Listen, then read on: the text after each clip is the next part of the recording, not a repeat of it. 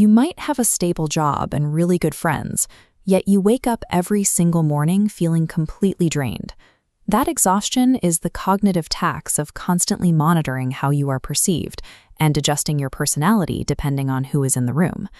This process is called emotional scanning, an automatic habit where you walk into a room and instantly gauge reactions. You wonder if you sound awkward, if people are annoyed, if you should act more relaxed. Chronic people-pleasing is a relentless act of impression management. Over time, your real personality fades into the version of yourself built for approval.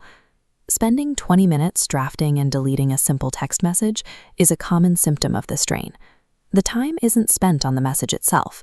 Your brain is engaging in social prediction, running future scenarios and rehearsing possible criticisms to protect your image from a threat that hasn't even happened. This begins with low-stakes decisions, like saying you don't care where you eat just to minimize friction. Repeated over years, this trains your brain that your personal preferences are less important than keeping others comfortable. Eventually, that pattern scales into major life choices. You choose a career or a relationship based on expectations, building a life that looks right on paper but feels empty. By constantly asking what version of you will be most accepted, you lose the ability to hear your own internal voice.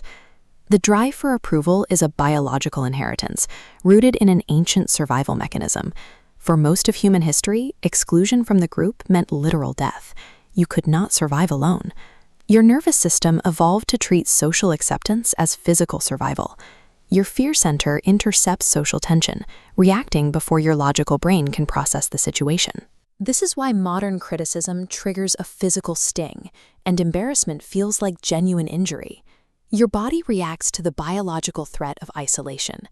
The fear of judgment is a biological alarm system working perfectly, just in the wrong era. Digital environments throw this system into permanent overdrive. Instead of navigating a tribe of 50 people, you are now tracking thousands of opinions and metrics. Relying on those reactions for validation is a form of emotional outsourcing, building your sense of self-worth on external feedback rather than internal stability. This makes confidence fragile. Your emotional baseline depends entirely on the cooperation of other people's opinions.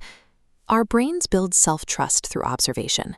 If your internal system constantly watches you silence your opinions to keep the peace, it eventually concludes that you are incapable of protecting your own truth. Constantly adapting to avoid rejection dismantles your self-trust, turning ordinary daily interactions into exhausting emotional risks. Choosing to be authentic feels terrifying. Standing your ground and being honest can feel as aggressive as an attack. Your conscious identity is attempting to change faster than your primal nervous system can process.